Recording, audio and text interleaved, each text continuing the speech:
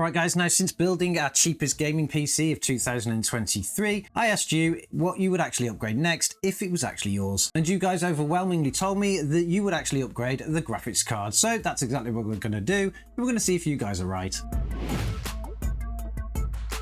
So for those of you that didn't watch the last video, this is a gaming PC that we built, and I kind of declared it as the cheapest gaming PC you should be building in 2023. The whole system cost us around £160, and that actually included everything that you needed. Inside we do have a Ryzen processor, it's the 2600X. For the graphics card we have an AMD Radeon RX 480, and we did a little bit of testing on this system, and even though we didn't test the latest generation games from 2023, which I kind of found was a little bit unfair really for a system like this, you need to have expectations.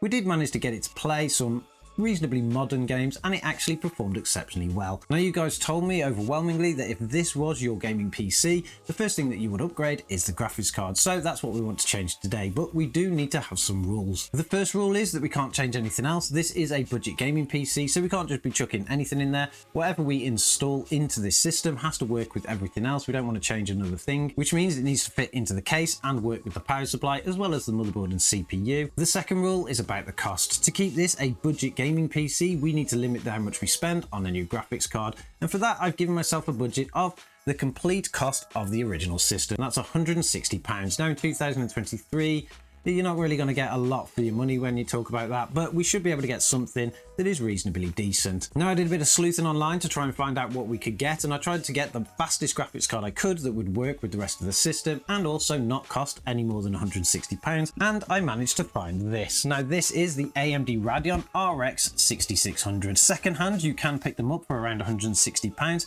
They actually go for around 150 to 160, so you could reasonably pick one up for that.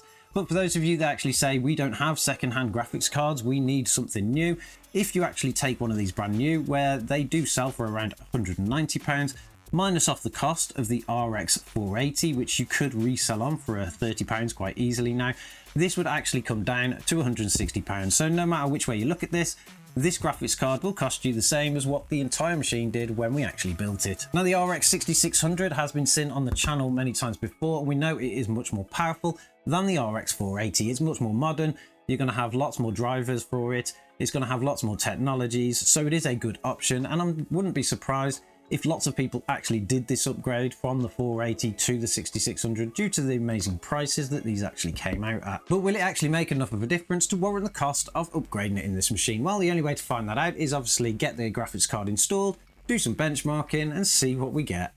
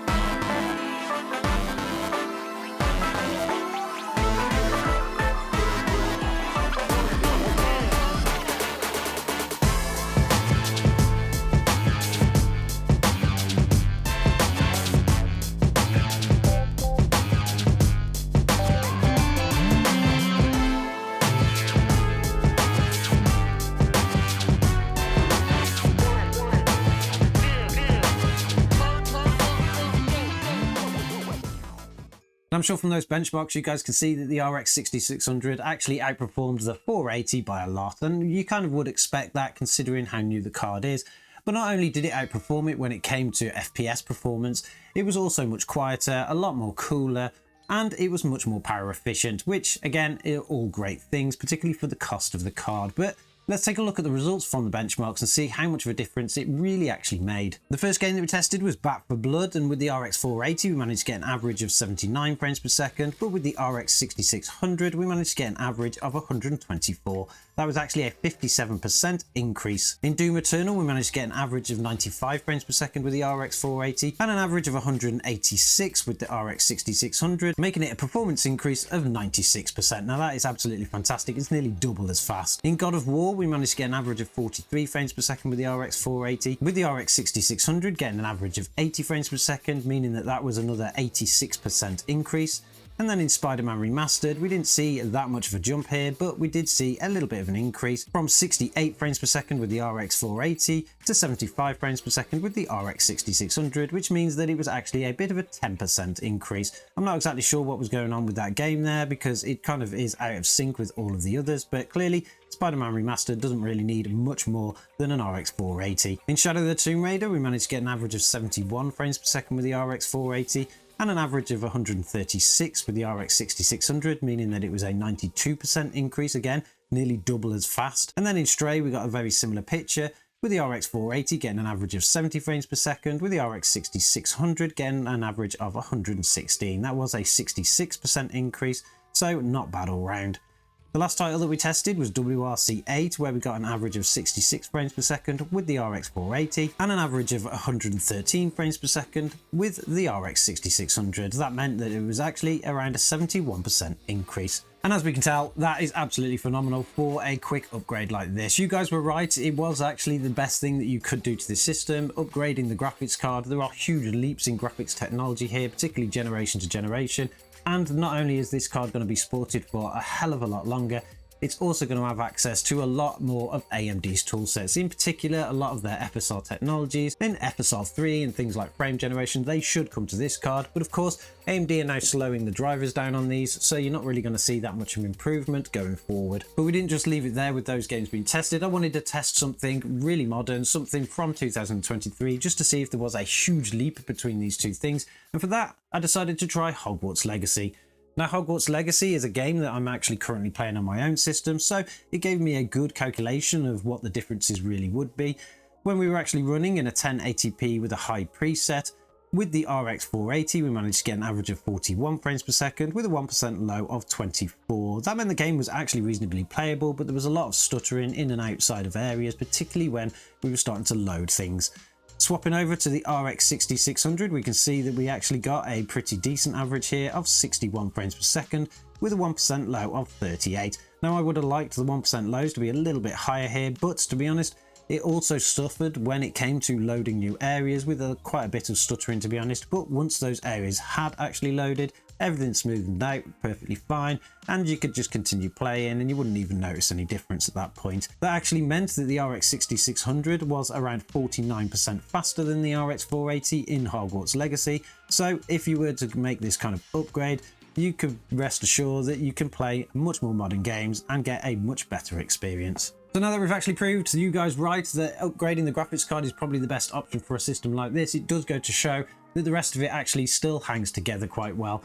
The 2600X CPU that we've got in there is reasonably old now. It's on an older Zen architecture. Not many people really kind of rate them, but to be honest, pairing up with this GPU, it performed exceptionally well. The memory as well in this is the cheapest stuff that we could find. It's 2133 megahertz, which we know that Ryzen processors don't kind of like. So if you were to do another bit of an upgrade on this, I would probably next focus on either the CPU, of course, or the memory itself. By getting a pretty decent set of 3200 or 3600 megahertz DDR4, you could get something that's nicer looking. It's really cheap nowadays, so that would probably make a decent upgrade next. I'm actually pretty impressed with how this system is turning out with its upgrades. Upgrading the GPU has obviously nearly doubled its performance in gaming, and of course upgrading something else is gonna, only increase that going forward. But I want to know what you guys think. Let me know in the comments below. Was this the right card for us to use? Was this an alternative that we could have picked up for £160 and met all of the rules that we kind of set? And I'm sure as always, we'll catch you guys in the next one.